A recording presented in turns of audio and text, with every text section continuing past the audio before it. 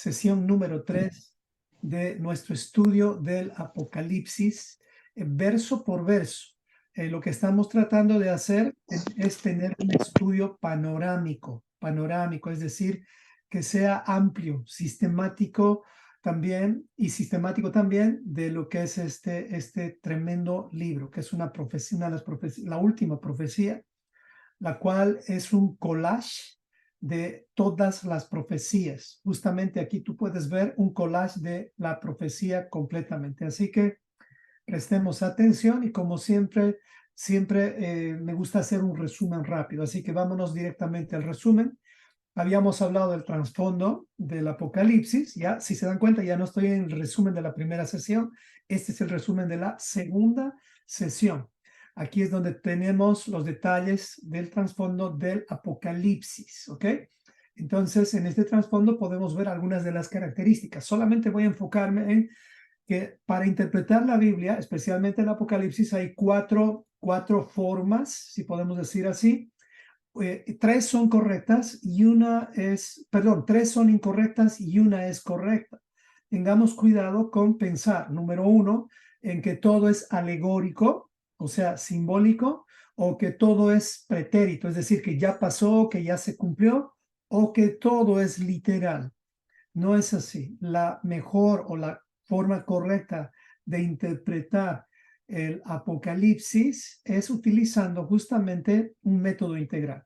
Y no hay mejor método integral que aquellos que conocen bien la Biblia. Y en este caso estamos hablando de aquellos que cuidaron la Biblia con su propia vida. Y estamos hablando de los judíos, por eso es que tenemos que aprender a respetar a los judíos también. Y ese método de estudio bíblico o de interpretación bíblica se llama Pardes, donde hay 4 niveles también. Y en base a eso vamos a estudiar el Apocalipsis. Vamos a tratar de encontrar justamente cada uno de los niveles conforme vayamos avanzando, ¿ok?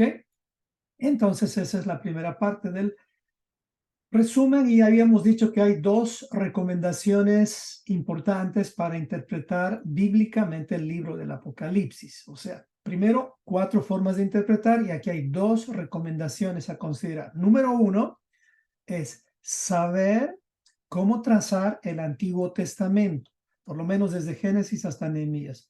Número 2, conocer sin tendencias la historia del pueblo de Israel. Las diferencias entre lo que la religión llama iglesia y lo que la Biblia llama iglesia, a la par de la historia de la humanidad. No confundamos lo que la religión llama iglesia con lo que la Biblia llama iglesia. Hay una definición diferente. La religión, cuando llama iglesia, prácticamente está reemplazando a Israel, indirectamente o a propósito. Eso es lo que está haciendo.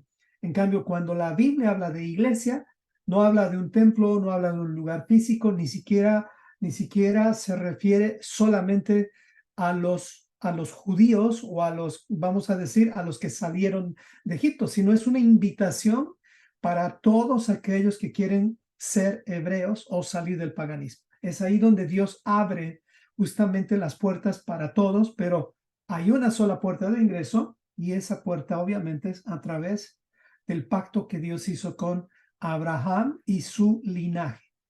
Cuidado con el veneno del antisemitismo. Muy importante, para continuar con el estudio del Apocalipsis, recordemos, tenemos que nosotros tener cuidado con este veneno. Todos estamos infectados de una u otra manera con el veneno del antisemitismo. Les explico. Por ejemplo, ahora en este tiempo, cuando usted escuche Free Palestine, por ejemplo, esto va a escuchar por todo lado. Aún en Latinoamérica, en los países hispanos, se está hablando Free Palestine. Y estamos hablando del conflicto en el cual están viviendo ahorita nuestros hermanos mayores.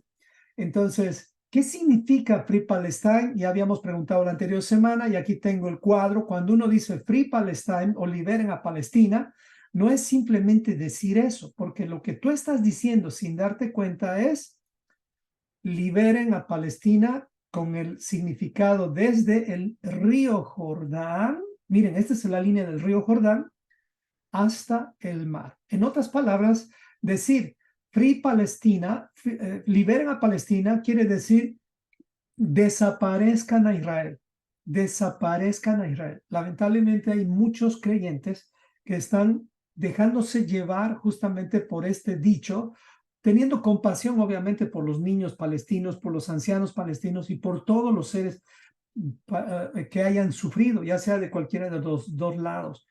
Pero tengamos cuidado con lo que hablamos o decimos, porque al decir algo, eso se puede convertir en una palabra ociosa. Las palabras ociosas siempre son palabras que uno no sabe el significado o no entiende lo que está diciendo. Y dice la Biblia que por cada palabra ociosa vamos a dar cuentas.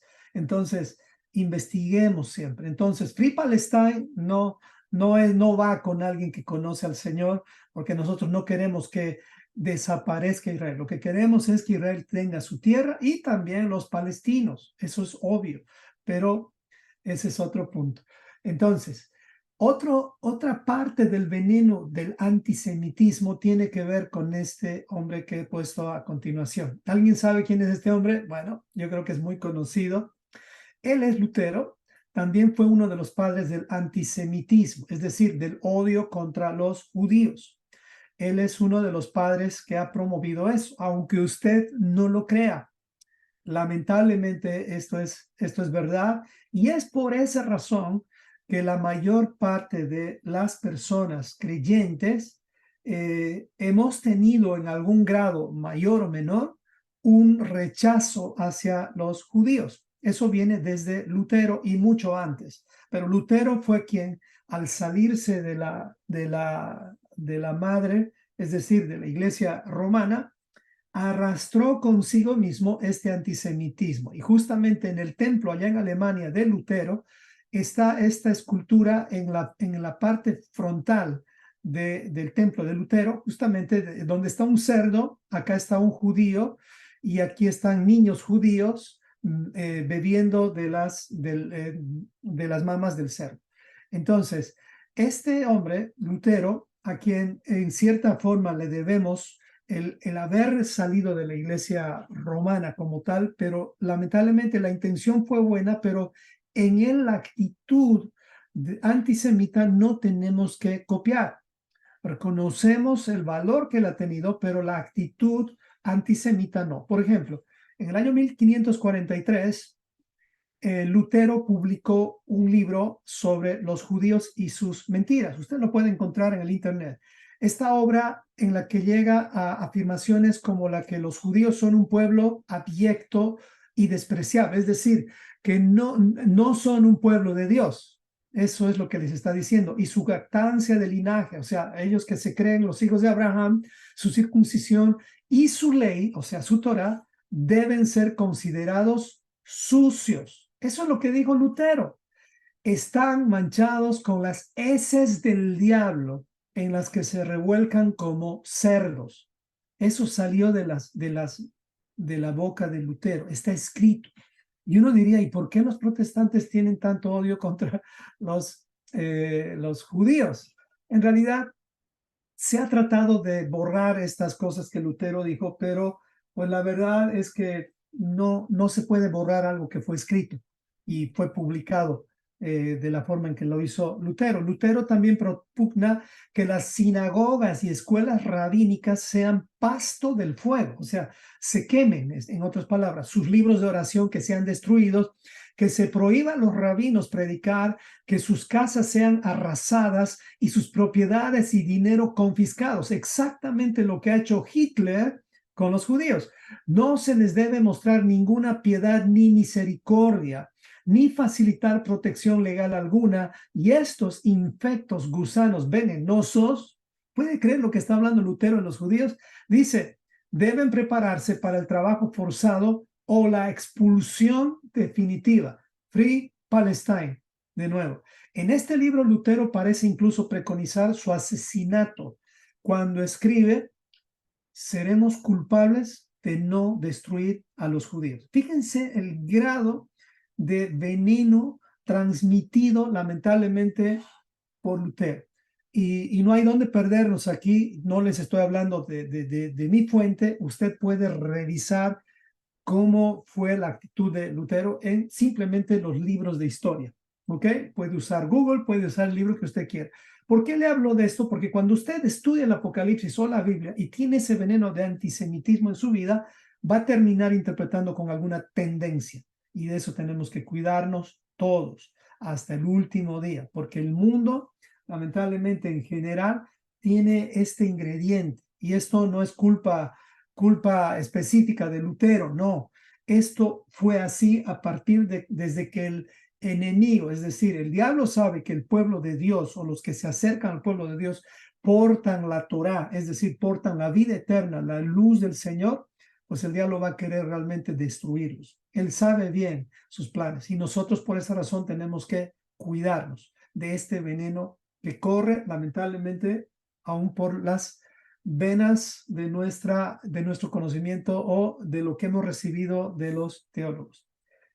Bueno, siguiente punto que les había hablado de cómo interpretar la Biblia, el ejemplo se los había dicho que es por lo menos saber trazar la Biblia desde Génesis hasta Nehemías. Recuerde que para trazar la Biblia utilizamos 2 Timoteo 2:15 que dice, procura con diligencia, Pablo lo decía, presentarte a Dios aprobado como obrero que no tiene de qué avergonzarse, que traza bien la palabra de verdad. Tome nota. ¿Qué significaba o qué significa para Pablo en ese tiempo la palabra de verdad? Pues él se refería al Tanaj, es decir, a los 39 libros. Eso es lo que hay que trazar, porque para trazar el Nuevo Testamento sin el Tanaj, ahí te vas a perder y vas a terminar desarrollando 31,000 o miles de denominaciones. Ese es el problema de no trazar primero el Tanaj, es decir, el mal llamado Antiguo Testamento. Entonces, cuando trazamos la Biblia, la base es el Antiguo Testamento. Después vas a entender cómo trazar el Nuevo Testamento. Entonces, para trazar el Antiguo Testamento, recuerdan que les había mostrado este cuadro. Aquí están los 39 libros, es más, están los 66 libros. Fíjense bien la parte de Génesis hasta Nehemías. Es nada más esto.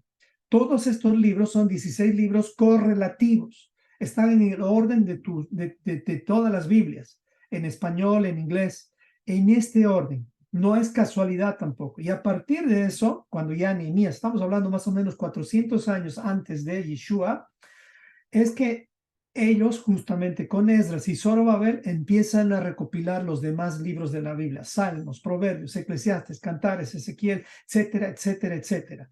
Y a partir de el filtro de la Torah es que van seleccionando los libros que ingresan y los libros que no deben ingresar en el Tanaj. Esto es una base muy sencilla de cómo trazar la Biblia, por lo menos tener idea de la historia desde Génesis hasta Nehemías. Esto lo puedes aprender en un curso básico con Descubre la Biblia o, bueno, con alguien que conozca cómo trazar la Biblia.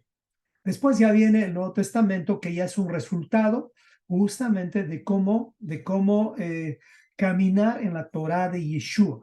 Es importante, no podemos, Dios sí ha permitido el Nuevo Testamento, mal llamado así, es para que nosotros imitemos los pasos del Mesías y de los apóstoles. Recordemos que estamos siendo edificados en base a 3 fundamentos. Uno es la doctrina de los apóstoles y los profetas, son 2, sobre o basados en la piedra angular que es Yeshua. Estas son los 3 puntos importantes para toda doctrina bíblica, ¿ok? Entonces, esta es la forma de interpretar la Biblia desde justamente la Torah, es decir, Génesis hasta Nehemías. Apocalipsis, capítulo 1, versículo 1 y 2, esto es lo que habíamos hecho la anterior semana, la revelación de Jesucristo que Dios le dio para manifestar a su siervo las cosas que deben suceder pronto y la declaró enviándola por medio de su ángel a su siervo Juan, que ha dado testimonio de la palabra de Dios y del testimonio de Jesucristo y de todas las cosas que ha visto. Entonces, la revelación implica quitar el velo. Esto es lo que en hebreo significa Ait Galut, que significa justamente, es como aprender a ver sin el obstáculo o sin el velo, la revelación. Y esto no lo hace un hombre, no lo hace, descubre la Biblia a través de todos sus estudios, no lo hace ningún instituto teológico, no lo hace absolutamente ningún hombre. Esto lo hace Dios.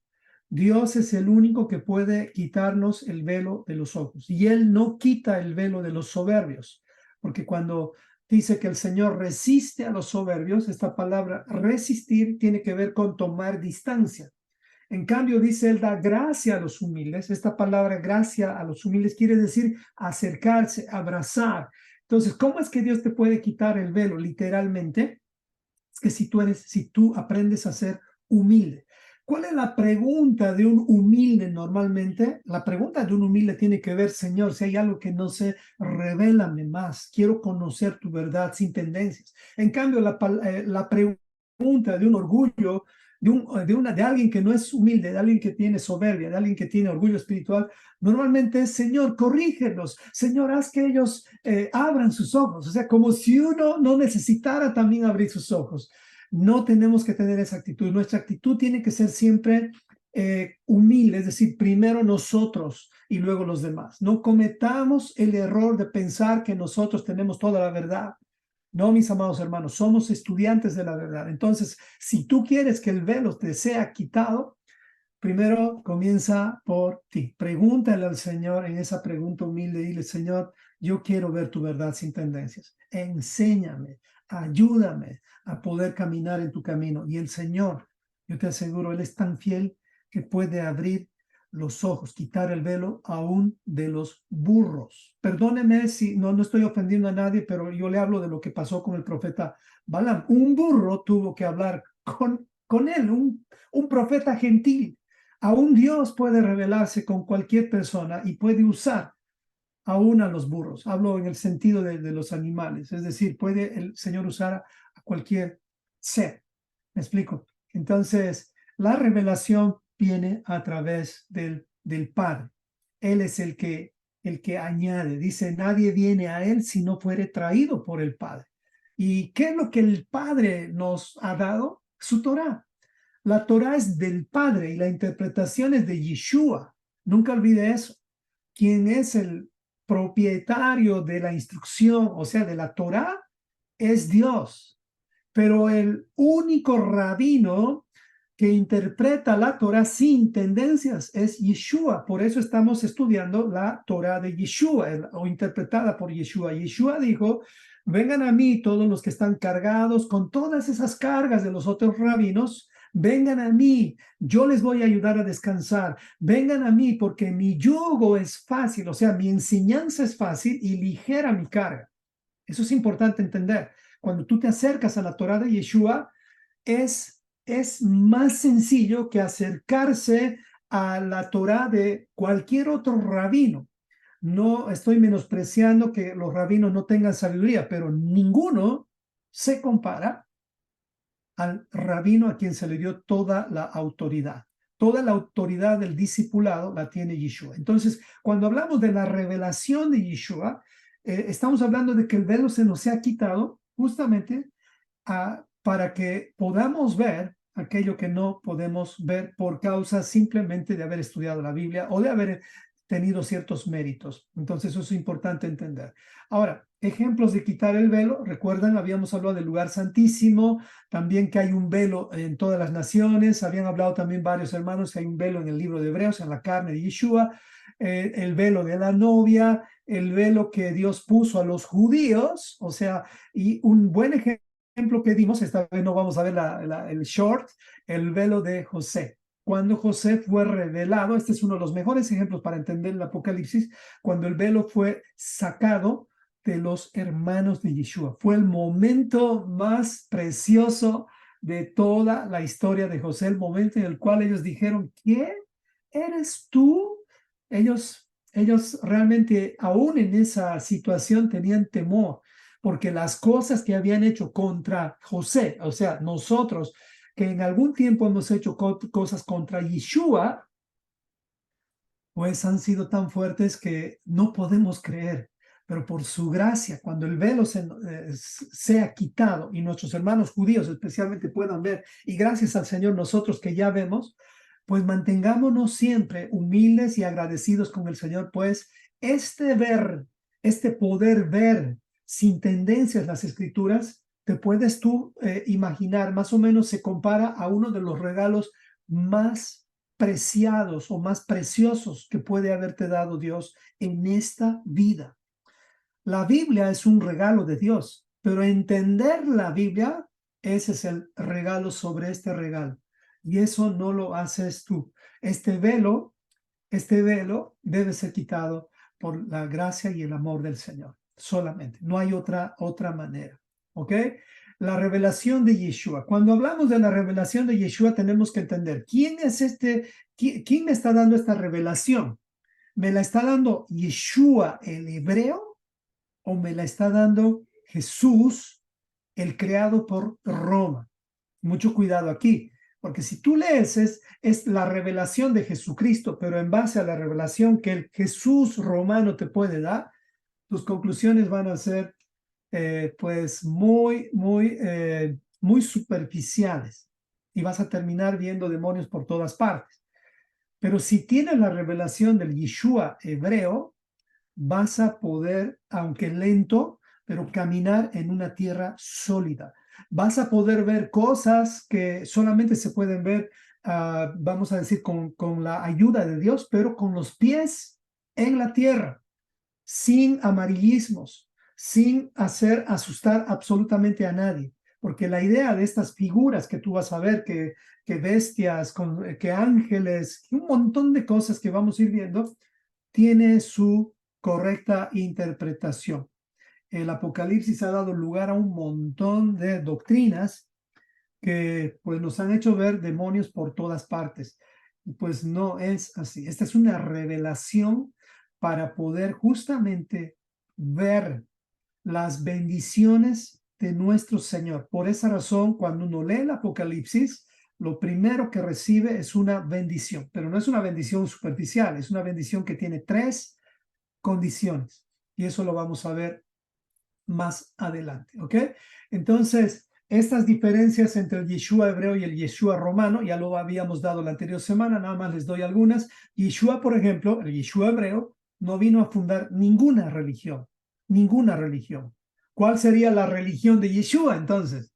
No, él no tenía religión, él era de un pueblo, de una nación llamado Israel, que en ese tiempo se llamaba Judá o los judíos, él era judío, pero eso no implica una religión como tal, eso implica costumbres, eso implica tradiciones que todos los países tenemos. Por esa razón, uno, si no entiende eso, puedes caer en una religión con ese país, es decir, con los judíos.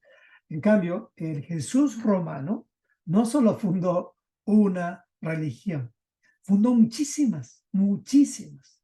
Vaya a saber que Jesús, vamos a decir que Cristos, hay hasta el Cristo negro, el Cristo de Iztapalapa, el Cristo de la montaña, hay el Cristo rubio, etcétera, etcétera. Se han sacado un montón de Cristos o de Jesús romanos y tú tienes que todos tenemos que tener cuidado con eso, etcétera. Hay mucho más en cuanto a las diferencias entre el Yeshua hebreo versus el Yeshua, el Jesús romano. No son lo mismo. Sin embargo, esto, permítame tener cuidado con esto, quiero tener cuidado con esto que voy a decir. Sin embargo, a pesar de todo, el Jesús romano nos ha en su tiempo dado pan. A ver si se entiende. ¿Recuerdan ustedes a José? Él era llamado Sabnat Panea, que significa el dador del pan. ¿A quiénes daba pan? A todas las naciones. Él era conocido por eso. Entonces, el Jesús romano, en cierta manera, también es ese Jesús que nos ha, de alguna forma, guiado, cuidado hacia la palabra del Señor. Nada más que no te detengas con él, porque si no, solamente vas a tener el pan terrenal. Y ese no es el objetivo del Yeshua hebreo. El objetivo del Yeshua hebreo es darte el pan celestial. Esa es la diferencia. Si queremos pan, vamos a ver cuál pan queremos. El pan de arriba, no el pan de la tierra. El pan de la tierra nos ha cuidado por un tiempo. No te quedes con ese pan, porque vas a terminar siendo como, vamos a decir, como la Madre Teresa de Calcuta. Ha hecho tantas hazañas, tantas cosas buenas, pero aquí en la tierra. Y de ella tenemos trofeos, tenemos muchas cosas por agradecer y eso Dios lo toma en cuenta, claro que sí.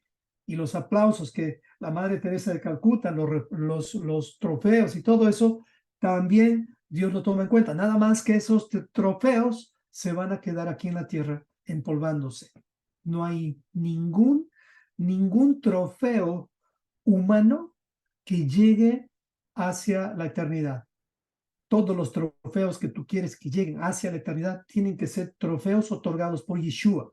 Y esos trofeos no tienen nada que ver con lo terrenal. Esos trofeos tienen que ver con hacer cosas celestiales. Dice la Biblia, dice Yeshua, hagan tesoros arriba, en el cielo, no en la tierra.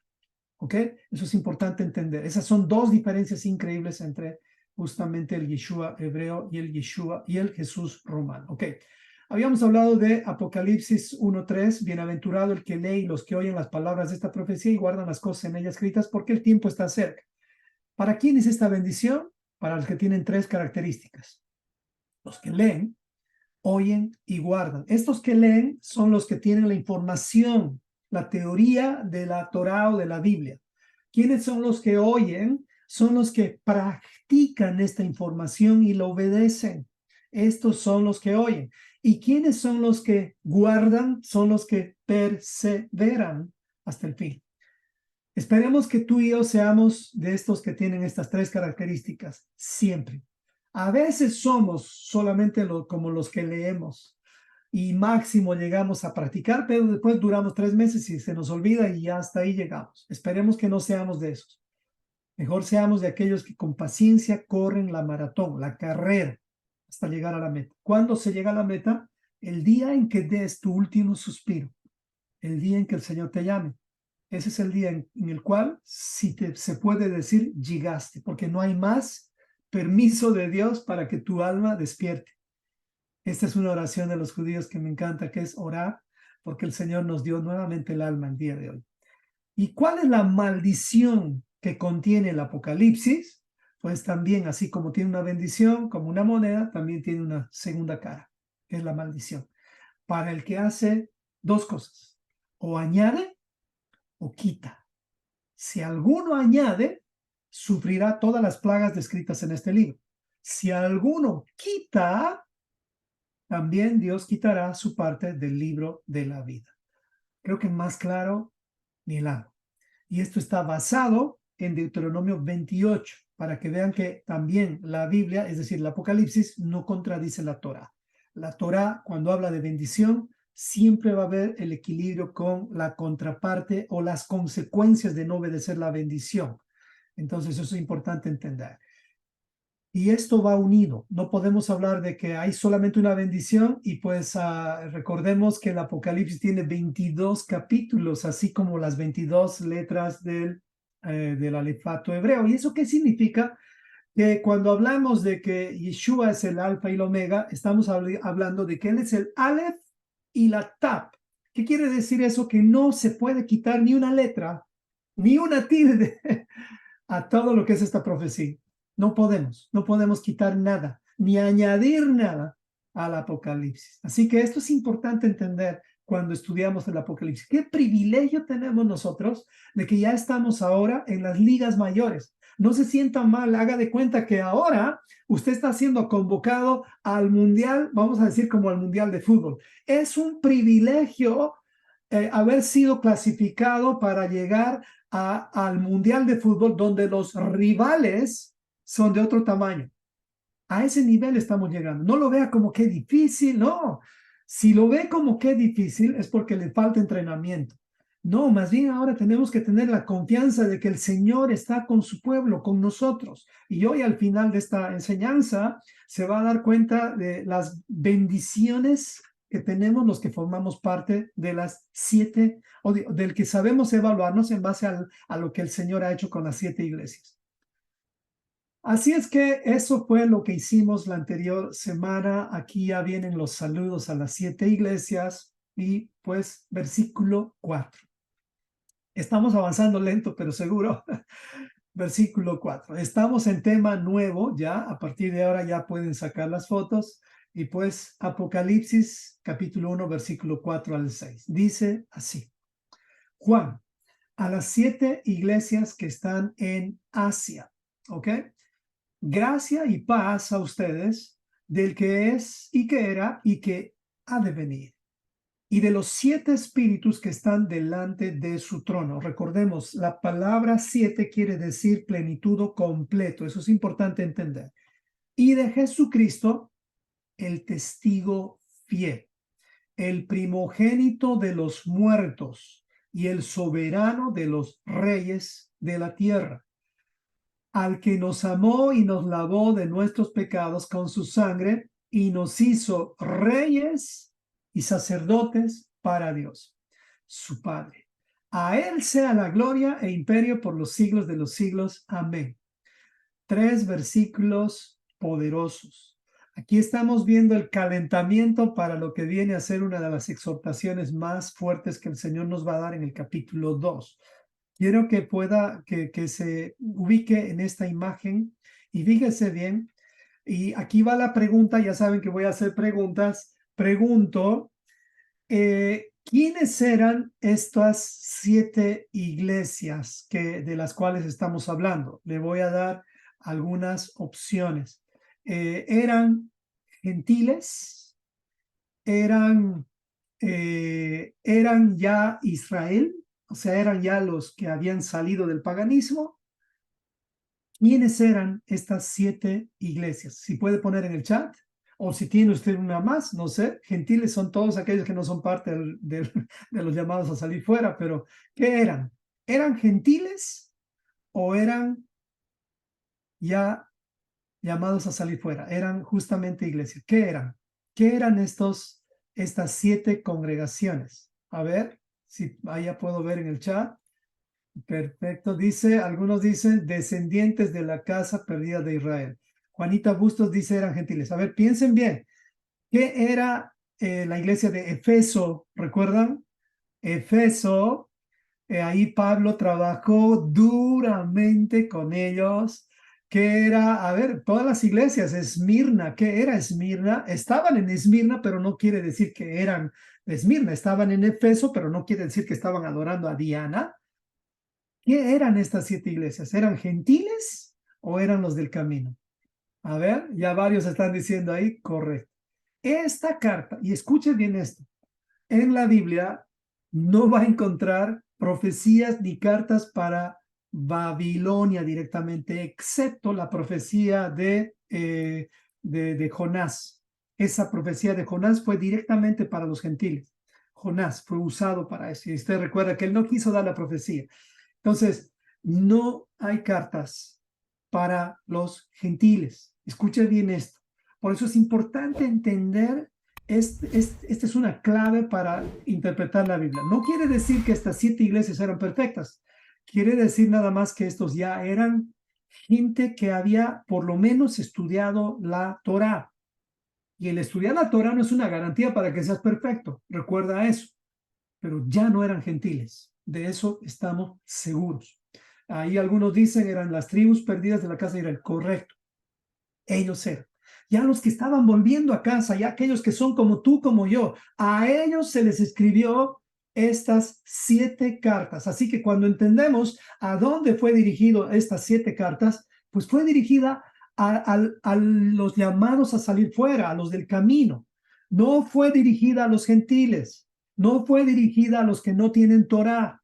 Eso es importante entender. Sé que esto parece confuso con muchas de las lecturas que de pronto has tenido de estas 7 cartas. Es por eso que vamos a tratar de guiar este estudio, no usando el contexto de que cada iglesia representa la historia de la iglesia. Eso no es una mala forma, pero esta vez vamos a utilizar otra manera de estudiar esto, que estoy seguro que va a agregar mucho valor. Entonces, importante entender esto.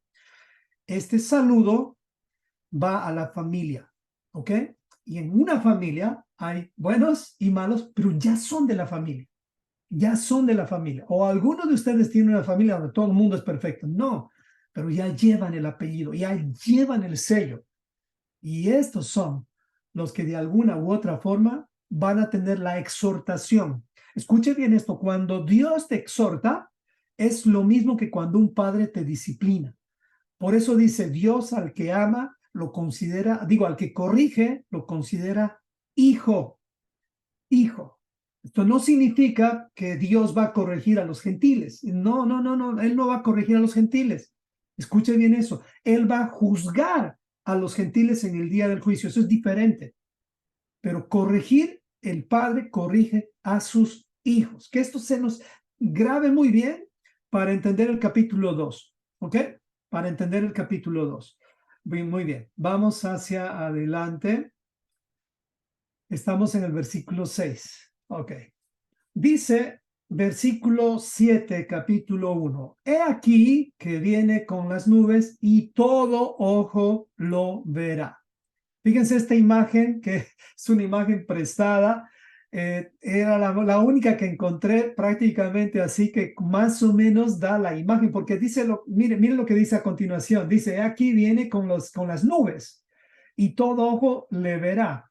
Y los que le traspasaron, es decir, los que le persiguieron, los que estuvieron en contra de él, y todos los linajes de la tierra harán lamentación por él. ¿Qué significa todos los linajes de la tierra? Es todos los seres humanos. Recuerde, el linaje de Abraham es uno, pero todos los linajes de la tierra son los descendientes los, de los 8 sobrevivientes después del diluvio. ¿Ok? De ellos está hablando. Todas las personas de la tierra, de todos ellos se está hablando. Estamos hablando de la segunda historia de la humanidad. Estamos hablando justamente de lo que pasó después de Noé, los sobrevivientes, porque a los primeros sobrevivientes, que eran 8, Dios ya juzgó. ¿Cuántos de esos que juzgó se salvaron? Solamente 8. Y vaya a saber, obviamente, dentro de esa historia hay otros más que Dios ya salvó, obviamente, en su gracia y misericordia. Sin embargo, la humanidad casi completa, más el 99.9% de la humanidad, lamentablemente, fueron castigados, juzgados por las aguas del diluvio. Ok, entonces dice, y todos los linajes de la tierra harán lamentación por él. Sí, amén. Yo soy el alfa y el omega, o sea, yo soy el alef y la ta, principio y fin, dice el Señor, el que es y que era y que ha de venir, el todopoderoso. Fíjese esta imagen. Aquí estamos viendo la imagen un poquito más grande porque me llama mucho la atención en esta imagen. Fíjese este arco que hoy uno parecido lo usa justamente la ideología de género. Este es un arco famoso en estos tiempos, especialmente en las últimas 2 décadas. Este arco lo va a ver por todas partes, nada más que no es exactamente este arco iris, sino es el arco iris que utilizan justamente las ideologías de género. ¿Se da cuenta la confusión que hay? Cualquiera que ve esto ya te llama la atención el arco y piensas que estamos hablando de otra cosa, pero no, nunca olvide esto.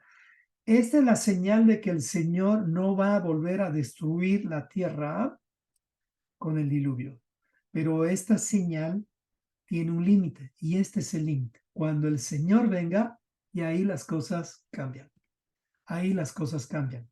Esta señal que estamos viendo ahí llegó hasta este punto, porque después el Mesías va a controlar las cosas con vara de hierro. Entonces, todo ojo lo verá. Todo ojo lo verá. No hay forma de explicar esto, pero ahora creo que ya podríamos pensar en una cosa. Si uno quiere ver un mundial de fútbol, lo puedes ver en todo el mundo en un solo momento. Así que imagínense la tecnología del hombre frente a la tecnología de Dios. Dice que lo más sabio de los hombres es lo más insensato que tiene Dios. Así que imagínense una de las pantallas gigantes eh, en todos los cielos y que se va a ver desde todos los confines de la tierra. Algo así va a ocurrir en cada rincón de la tierra. De esto esto no es ciencia ficción. Esto es algo real porque todo se cumplió hasta es decir, hasta Yeshua todo se cumplió y ahora se sigue cumpliendo. No dudemos de que esto va a ocurrir. Seguimos, versículo 9.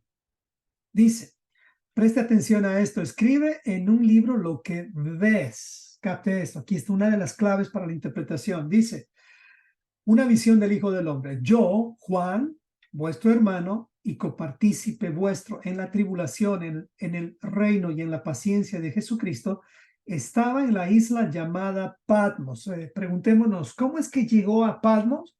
Pues llegó a Patmos porque justamente el emperador Diocleciano, si no me equivoco, él lo mandó a una cacerola gigante con aceite frío, con aceite caliente para matar a Juan, para eliminar a Juan de una forma obviamente horripilante. Pero por la gracia de Dios, que Dios es el que determina cuál es el último suspiro del hombre, aunque lo meta en un horno de fuego o en una cacerola con aceite caliente, pues libró de la muerte a Juan. Porque Dios decía, no, Juan todavía tiene una labor, así que Diocleciano no va a mandar cuál va a ser el último suspiro de Juan. Así que Diocleciano, después que vio que Juan no murió, pues él tuvo temor, ya no quiso probar otra forma de eliminar a Juan. Recuerde que los emperadores en ese tiempo eran supersticiosos, bastante supersticiosos. Al final, esto sirvió de alguna forma para que Juan sea enviado a la isla de Patmos, por causa justamente de que Dios tenía todavía un plan con él. Así que él fue enviado a Patmos, a la isla llamada Patmos, versículo 9, por causa de la palabra de Dios y del testimonio de Jesucristo. Dice Juan, yo estaba en el Espíritu en el día del Señor y oí detrás de mí una gran voz como trompeta que decía, yo soy el Alfa y la Omega, el primero y el último. Escribe en un libro lo que ves. Aquí, capte bien. Escribe en un libro lo que ves. A ver, imaginémonos. Y envíalo a las 7 iglesias que están en Asia, a Efeso, Esmirna, Pérgamo, Tiatira, Sardis, Filadelfia y la Odisea. Y me volví, dice Juan, para ver la voz que hablaba conmigo y vuelto vi 7 candeleros de oro. Ya está describiendo lo que Juan vio, más o menos así. Fíjese bien, una opción es esta que le estoy mostrando, que Juan vio 7 candeleros. Podrían ser 7 menorás en una versión, pero en realidad podría ser esta también. La visión de 7 candeleros individuales, lo cual obviamente es una menorá. Continuemos. Y dice, y en medio de los 7 candeleros vi a uno semejante al Hijo del Hombre. Aquí está, vestido con una ropa que llegaba hasta los pies y ceñido por el pecho con un cinto de oro. Aquí está el cinto de oro. Estamos imaginándonos, nos estamos metiendo en lo que Juan vio y lo que Dios y lo que le dijo Yeshua por medio del Espíritu para que Juan pueda ver. Esto es lo que él estaba describiendo. Hay muchas otras imágenes, pero hemos escogido esta. Y dice, su cabeza y sus cabellos eran blancos como blanca lana, como nieve, y sus ojos como llama de fuego, sus pies semejantes al bronce bruñido, refulgente como en un horno, y su voz como estruendo de muchas aguas. ¿Estamos bien? Esta figura. Y continúa, sigue describiendo la imagen y dice, versículo 16, tenía en su diestra 7 estrellas. Nuevamente la imagen, aquí está, 7 estrellas. Aquí está, vamos a decir en su imagen, en su mano derecha, 7 estrellas, dice, y de su boca salía como una espada aguda de 2 filos. Esta es una espada aguda de 2 filos. Si lo puede ver ahí, hemos puesto la espada aguda de 2 filos. ¿Qué representa la espada de 2 filos? No vamos a dar un estudio pesado en eso, pero esta espada representa simplemente la interpretación que Yeshua le da a la Torá. Por eso es importante entender la diferencia en cuanto es la Torá como tal y la Torá de Yeshua. Recuerde eso. Hay una diferencia. La diferencia es la interpretación. ¿Ok? Entonces, tenía en su diestra 7 estrellas, de su boca salía una espada aguda de 2 filos. Estamos hablando de Yeshua.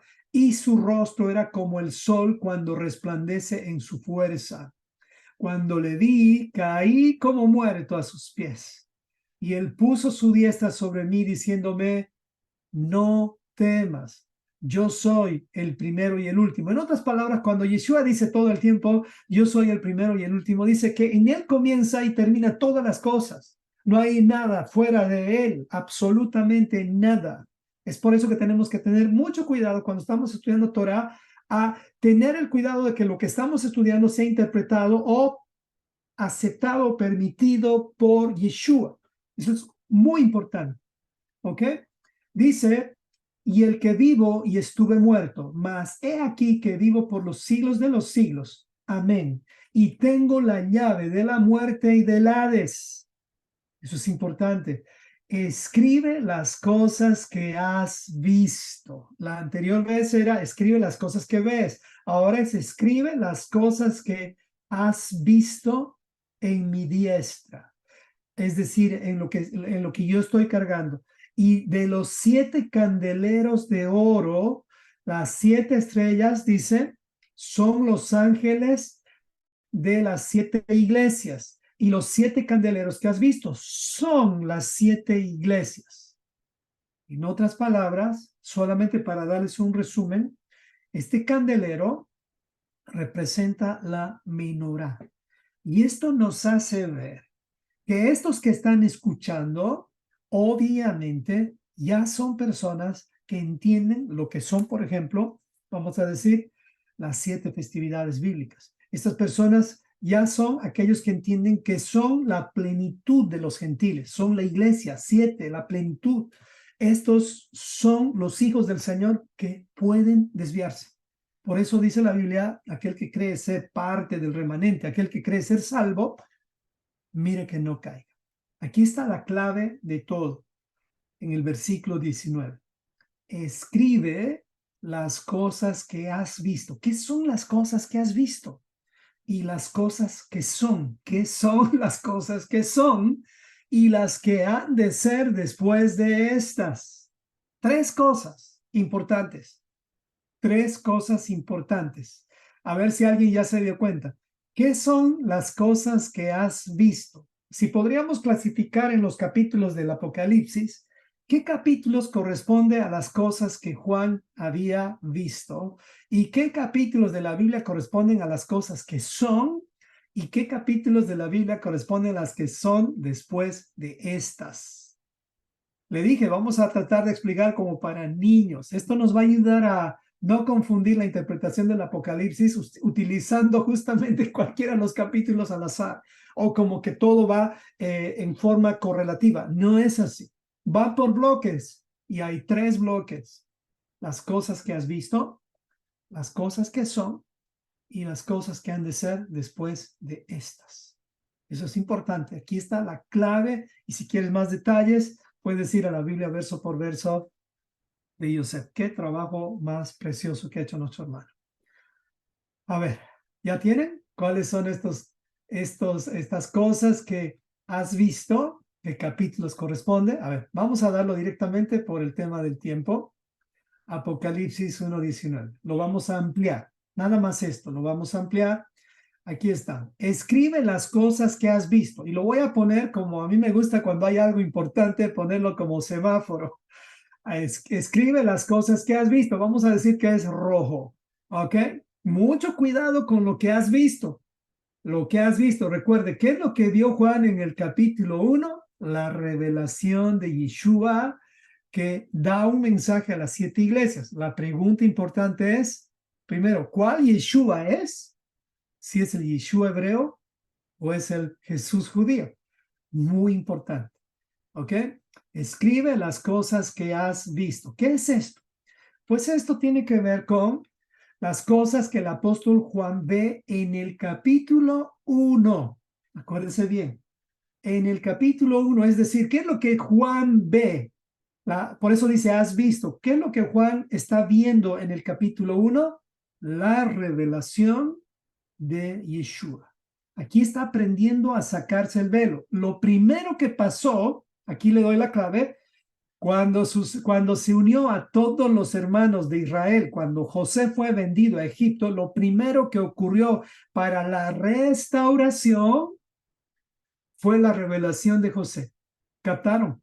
Esto es sumamente importante para entender el resto del Apocalipsis, porque si tú no entiendes esto y no se te ha revelado Yeshua, pues lo que vas a entender después va a depender de tu imaginación y ahí estás en un peligro. Aquí está la clave.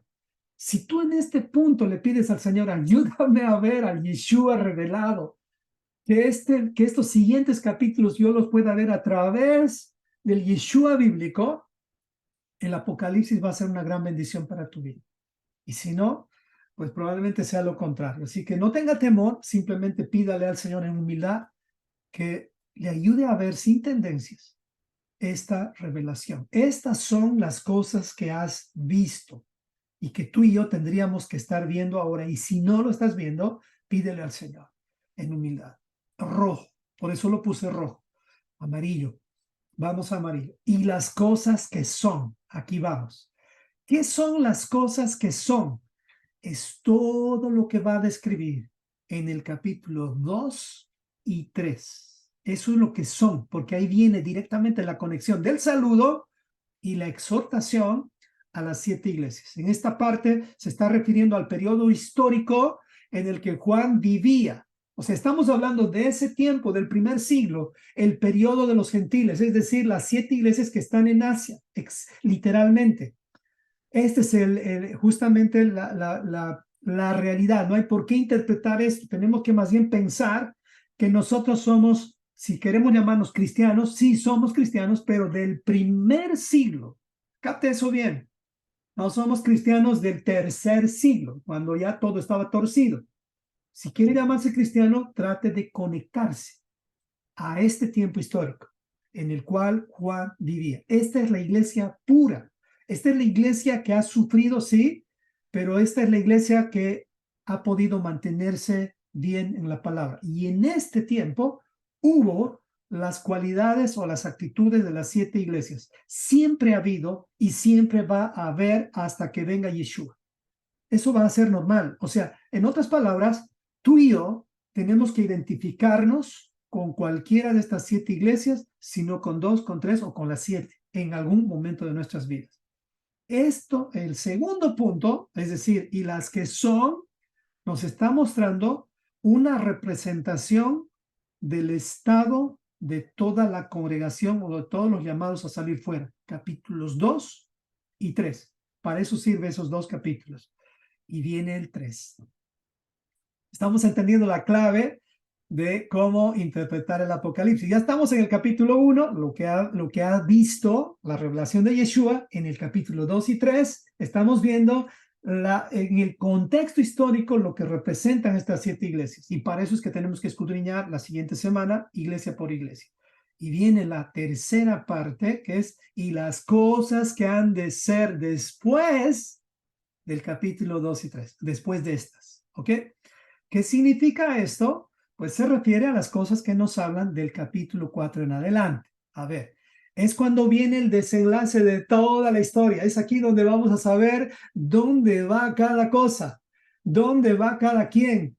Es cuando se desencadenan los juicios finales. Es el fin de la película revelado en misterio, revelado en imágenes, revelado en diferentes tipos de cosas de las cuales, si tú eres parte del remanente, no te tienes que preocupar, sino te tienes que alegrar, alegrar. Esa tiene que ser tu actitud, porque si tú te mantienes fiel, vas a tener el fin de Filadelfia. Ya vamos a entender un poco más adelante eso. Entonces, este es el desenlace de la historia y a este juicio también se le llama los dolores de parto. Sí, es la parte difícil, el desenlace de la historia, los dolores del parto. Esto es lo que va a ocurrir antes de la redención final. Entonces, existe la clave, Apocalipsis 1:19, para entender el resto de todo lo que vamos a entender. Repito, una vez más, parte número 1, tener bien claro la revelación de cuál Yeshua estamos recibiendo, porque la revelación de Yeshua va a depender de cuál Yeshua estás, en cuál Yeshua estás fundamentando tu fe, ¿ok? Y las cosas que son es que tú puedas transportarte al contexto histórico. Y las cosas que van a hacer después es que a partir de las primeras 2 cosas entiendas que Dios no está jugando a la iglesita y que esto más bien es una puerta, como decimos, puerta al cielo, una puerta de salvación tremenda se abre a partir del capítulo 4. Es ahí donde Dios revela el fin de la película, especialmente aquellos que tienen la revelación del Yeshua hebreo. Vamos, adelante. Vamos a entonces, y con esto vamos ya prácticamente a terminar. Les dije, hoy vamos a hacer un resumen, no un resumen, sino una introducción, y ya estamos casi entrando al capítulo 2. Fíjense bien, mensaje a las 7 iglesias. Este es un mensaje para todos los que son llamados a salir fuera, plenamente, completamente. Ninguno se exime. No importa si tú dices, es que yo no entiendo todavía la Torah. No importa, si ya estás estudiando Torah, esto también es para ti. Señor no te priva de ver si es que tú te mantienes en el camino, pero si tú tiras la toalla y te sales, pues ahí no vas a ser digno de poder ver. Dice la Biblia que cualquiera que poniendo sus manos en el arado y mira hacia atrás, es decir, tira la toalla, no es digno de que se le revele más. No vas a poder ver el reino. Entonces, si una cualidad tienes que desarrollar en tu vida es jamás tirar la toalla, de verdad. Jamás tirar la toalla. Que yo te haga caras, que yo no te salude, ya no estamos en esos niveles, o que el hermano de pronto te dijo una ofensa, o que el otro no te trató bien. Olvídate de todo eso. Dentro de la plenitud de las 7 iglesias tenemos de todo tipo de personas, pero con una cualidad. Y esta es la cualidad que Dios está buscando, que tengas un deseo por conocer más de la verdad. No importa si de pronto no conoces todo en un momento o en un año o en 10 años, pero si tú te mantienes perseverando, poco a poco vas a poder ver aquello que no ves hoy. Entonces, aclaro, no es un mensaje para todos, es solo para los que han decidido aprender a ser hebreos, es decir, salir. O es que tú escribes una carta y la lanzas para toda la humanidad. Yo no creo. Tú mismo cuando haces algo, lo haces para tu casa, para tu familia. Y Dios es un modelo en eso, en velar por sus hijos. Por eso Dios corrige a sus hijos. Él no corrige a los gentiles. Los gentiles viven las consecuencias de sus pecados, de su ignorancia. Tú y yo ya no estamos en eso. Tú y yo ya hemos dejado de ser gentiles, ya hemos dejado de vivir por las casualidades de la vida.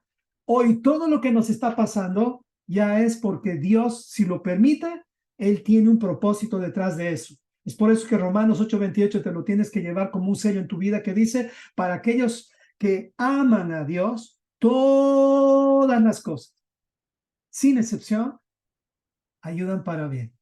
Amén. Aquí están las 7 iglesias. Este es el mensaje para la casa. Las iglesias no son templos, son personas. Es la congregación, son los mismos que continúan la salida de Egipto.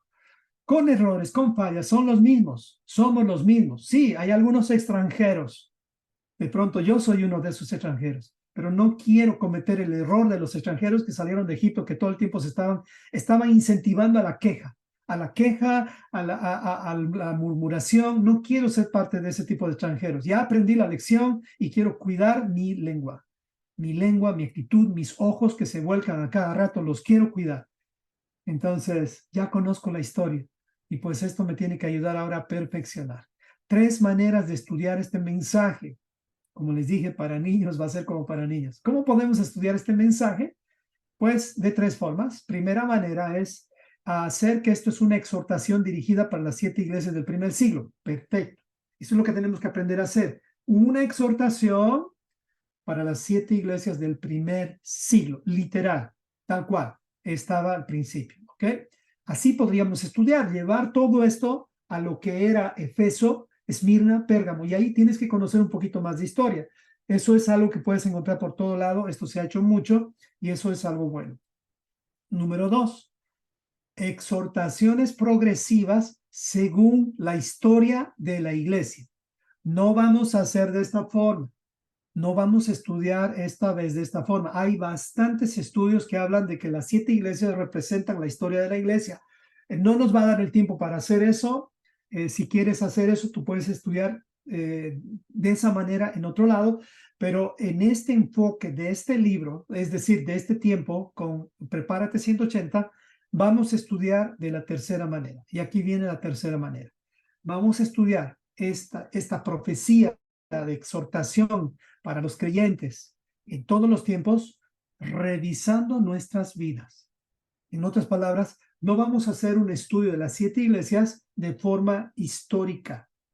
No, no lo vamos a hacer así. Lo vamos a hacer manejando estas 7 cualidades o características de las 7 iglesias como como una herramienta de autoevaluación para nuestras vidas. Y les aseguro, y ya les puedo advertir, hasta este momento yo estoy haciendo esto en mi vida y Señor, yo pienso que el Señor me está ayudando a pulir más mi corazón.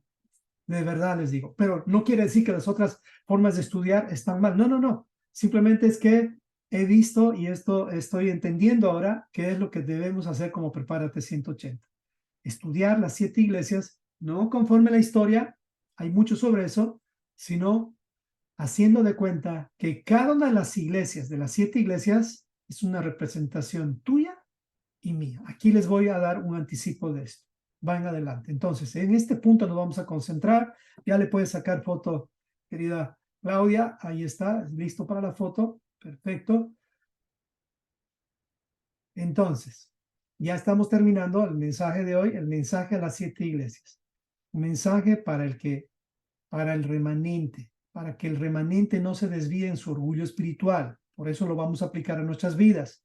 Apocalipsis 2, vamos a entrar a Apocalipsis 2 y este es un modelo perfecto para autoevaluar nuestras vidas, para aprender a no cometer los mismos errores y nunca tirar la toalla.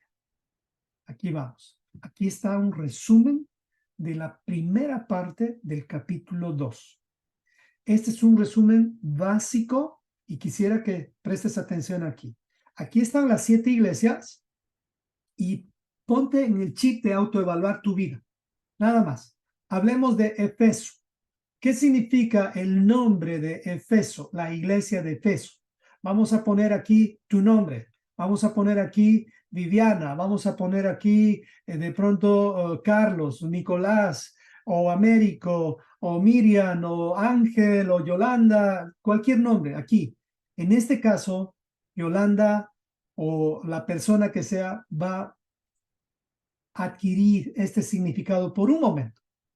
Y este significado dice, esta es la iglesia que estaba en Efeso, o sea, estaba en el mundo, quiere decir, porque en Efeso estaba Artemisa, estaba Diana, Diana de los Efesios, ¿usted recuerda todo eso? Entonces, en un ambiente común y corriente, Dios te llama querida, deseable. Y en estas circunstancias, Efeso justamente en esta tierra se desarrolló el centro de culto en el Medio Oriente. Sus deidades más famosas justamente eran Artemisa y Diana. Ubícate en esta área. El Señor te está diciendo, yo te quiero, yo te deseo. Eso significa peso en ese contexto. Pero te quiero dar una exhortación. Aquí bien, Yolanda, Viviana, para cualquiera. No pierdas tu primer amor por la verdad de Dios. No pierdas este amor que tú has tenido por la Torá de Yeshua, ni por su pueblo, o sea, tus hermanos, los judíos y todos aquellos que estamos en la Torá. Sé celoso y empático, pero no seas egoísta. Escuche bien esto. No vayas a creer que tú nomás tienes la revelación. Ahí ya te estarías equivocado. ¿Y cuál es la instrucción para Efeso? Estoy dando una instrucción general porque después voy a dar individual. La instrucción general es, todos deben hacer o mantenerse en una actitud de teshuvah de todo corazón. ¿Cuál es esta exhortación? La misma exhortación que Dios dio a su pueblo antes de la división del reino a través de los profetas y es la misma exhortación que Dios dio especialmente a través de Jeremías antes de la deportación de los judíos a Babilonia. Esta fue la exhortación. O sea, tu orgullo espiritual se ha subido más arriba de mi trono. Y tú no puedes ser gobernado por tu orgullo espiritual. Estamos con Efeso, una iglesia que al principio realmente no, o sea, hacía todas las cosas bien, pero después terminó amando más sus acciones, amando más sus hechos que amando la Torá de Yeshua. amando a quien le dio la esperanza. Esmirna, ponga su nombre. Esmirna significa mirra, representa la fragancia, la belleza, consagración. A ver, identifíquese, yo me quiero consagrar al Señor, yo quiero darle todo de mí. Esto significa preparación espiritual, la divinidad, la realeza, es mirra. La mirra se usaba para ungir, era un ingrediente en los aceites para darle más peso, peso en el sentido de valor.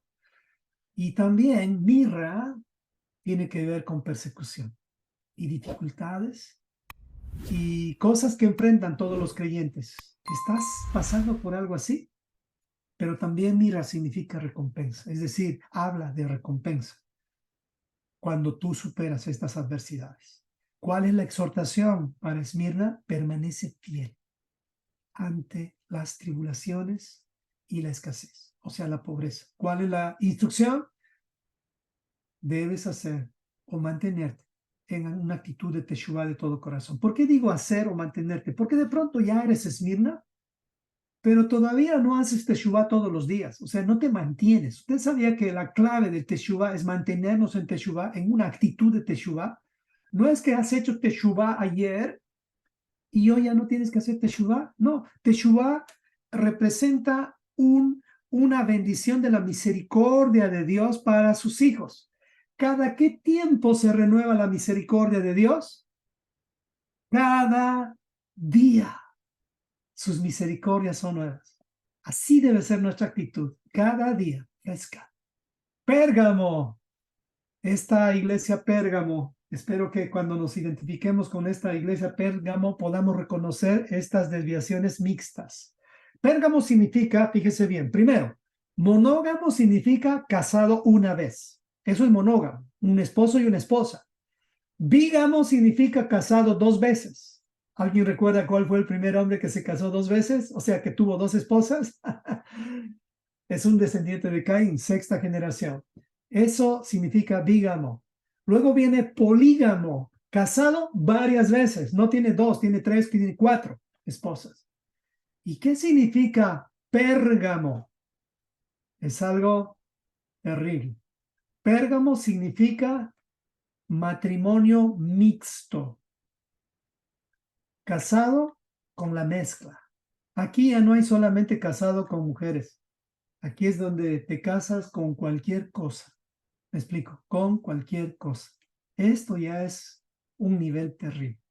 ¿Será que alguien que estaba estudiando Torah podría terminar así? Pues sí, si el mismo discípulo llamado Judas, que estaba estudiando a los pies del maestro por 3 años, tuvo una actitud diferente a los otros 11. ¿Qué acaso no te puede pasar eso a ti? Así que tengamos cuidado de no ser Pérgamo. ¿Cuál fue la exhortación para Pérgamo? Resiste la influencia de Satanás. Esta es una influencia directa. Aquí ya no hay algo normal en la humanidad. Aquí ya hay demonios. Recuerdan que los demonios bajaron y se mezclaron, dice, con las mujeres. Y de ahí salió una mezcla. Así que resiste la influencia de Satanás, incluso hasta la muerte de ser necesario. En otras palabras, Dios está diciendo aquí, no te rindas, aún hasta el último suspiro, no te vendas a Satanás. Judas, lamentablemente, se metió, llegó a ser prácticamente Pérgamo y lamentablemente la influencia de Satanás fue tan fuerte que él mismo hizo justicia por sus propias manos. ¿Quién sabe Judas se iba a salvar si no se suicidaba? Yo estoy seguro que Yeshua lo iba a perdonar. Pero bueno, cuando alguien ya está en la influencia del padre de la mentira, sacarlo es muy difícil. La exhortación es la misma. Tiatira. Tiatira significa ciudad de la hija. Esto es tremendo, hermanos. Ciudad de la hija, la hija, la hija. Yo estaba investigando la hija de quién, lugar de la opresión femenina. Y hay más claridad, un paralelismo de la proclamación de María como la madre de Dios. No que esto haya ocurrido en ese tiempo, pero ese es el paralelismo con ese lugar donde se tolera a Jezabel. Ustedes sabían que en una actitud de Tiatira, cometemos el mismo error que cometió Adán desde el principio. ¿Cuál fue el problema de Adán? Aparte de culpar a Dios, culpar a su mujer. O sea, no desarrolló en su mujer una mujer que le pueda ayudar, sino la culpó, la puso al frente, la puso en el ring. Y no podemos tratar así a nuestras esposas, porque si no ellas, de alguna forma, al sentirse fuera, es decir, al sentirse despreciadas, menospreciadas, van a estar, justamente Satanás va a estar muy abierto para darles interpretaciones a ellas. Y es por eso que, lamentablemente, a través de las mujeres ha habido muchas desviaciones. Y un gran ejemplo de eso es la influencia que Jezabel tuvo con Acán. ¿Y qué es lo que hizo Jezabel? Persiguió a los profetas, eh, mm, quiso eliminar completamente y borrar al Dios de Israel. O sea, tengamos cuidado con ser Tiatira. Así que de la exhortación podemos sacar, resiste las falsas enseñanzas y las mezclas. La exhortación, perdón, la instrucción es la misma. Mantente o hazte Teshuvá con una actitud buena, de todo corazón. Sardis. Sardis significa aquellos que salieron, también significa remanente. Por un momento, pon el chip de que tú eres este remanente llamado Sardis. Y este representa justamente una iglesia que ha perdido su vitalidad espiritual y ahora tiene una actitud complaciente. Es como aquel que entró a la Torah de Yeshua y al principio era un fuego, quería hacer esto, quería hacer el otro, ya está un año, ya hizo las fiestas y viene el siguiente año y dice, ¿de nuevo las fiestas? Oh, de nuevo, su actitud dentro de sí es como que ya dice, bueno, voy a hacer las fiestas, también voy a hacer Navidad, también voy a hacer esto, también empieza a vivir una vida complaciente, complaciente, casi tibio, diría yo. ¿Cuál es la exhortación? Mantente celoso, como al principio. Ten celo por la palabra, ten celo por la Torah de Yeshua, mantente puro en tu modo de actuar. No te contamines, escucha bien esto, contigo mismo. Ese era el problema de Sardis, ellos mismos. Aleja todo. Mira, si tú quieres encontrar algo bueno en mí, pues solamente podríamos sacar a Yeshua dentro de mí, lo mismo en ti. Pero si queremos ver algo bueno de acuerdo a la humanidad, pues vas a verme a mí. Y en mí, como la Biblia dice, no hay nada bueno, sino solamente a Yeshua. Mantengámonos con esa actitud. La misma instrucción. Filadelfia, ya vamos terminando, significa amor fraternal. Más específicamente, amor entre los que vienen de la misma matriz. En otras palabras, beben de la misma leche espiritual, la Torah de Yeshua. Perdónenme, yo siempre insisto en esto.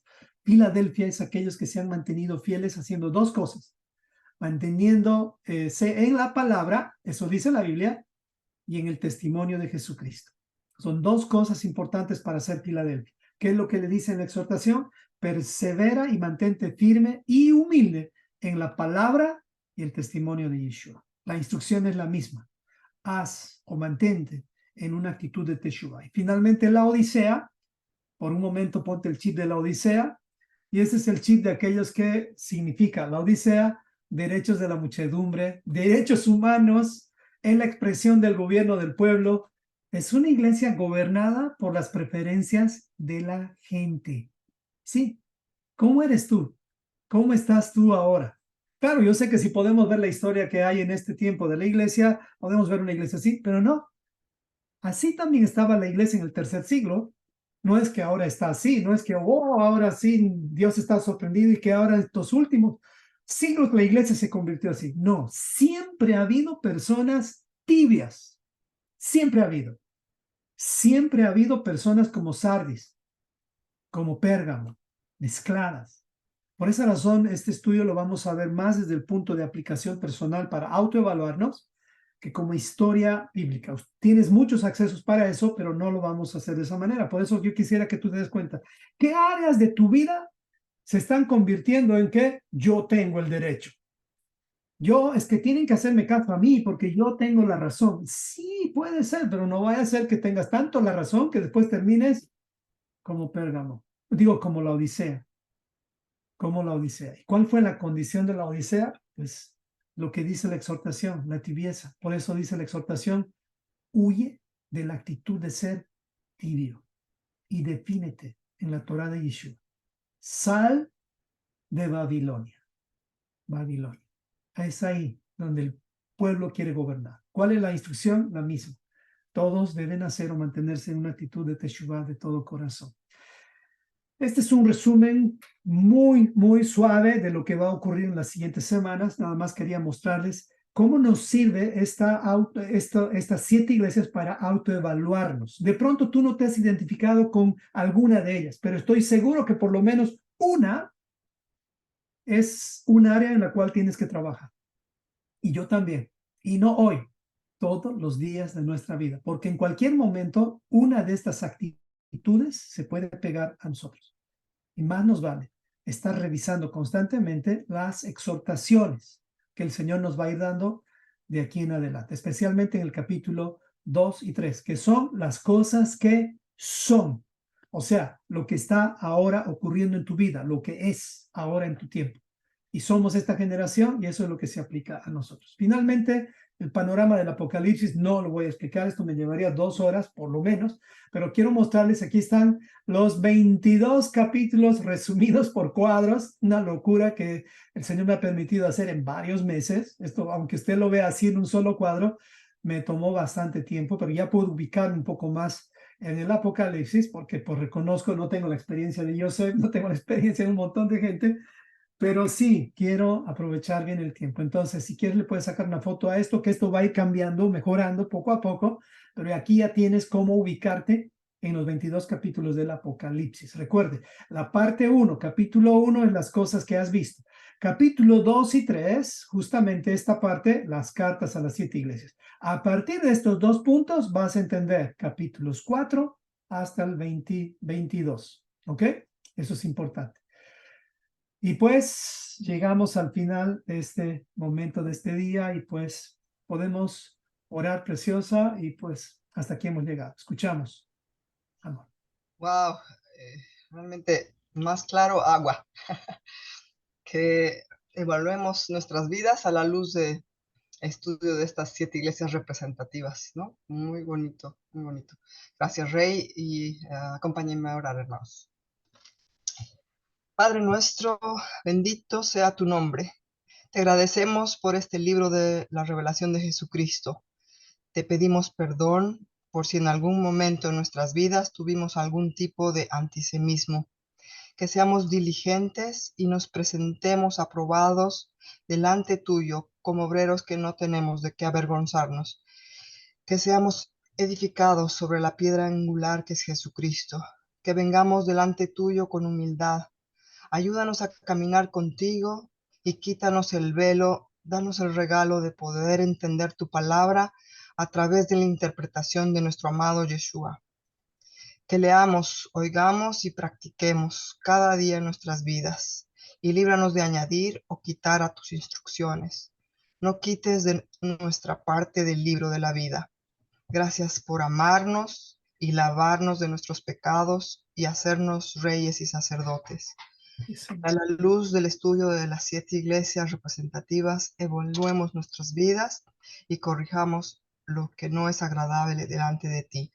Que no perdemos nuestro primer amor, ni seamos egoístas, que permanezcamos fieles aún ante la tribulación y pobreza, Sí, que Señor. saquemos toda especie de mezcla en nuestras vidas, Mm, resistiendo la influencia del mundo y las falsas enseñanzas, resistiendo la influencia de todo lo que está a nuestro alrededor que no proviene de ti, que no tengamos una actitud complaciente, que seamos como el modelo de la iglesia de Filadelfia, perseverando y manteniéndonos firmes y humildes en la palabra y el testimonio de Yeshua, que huyamos de toda tibieza y salgamos de Babilonia.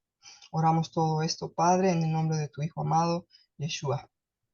En el nombre de tu Hijo amado, amén y amén. amén, amén. Gracias, preciosa.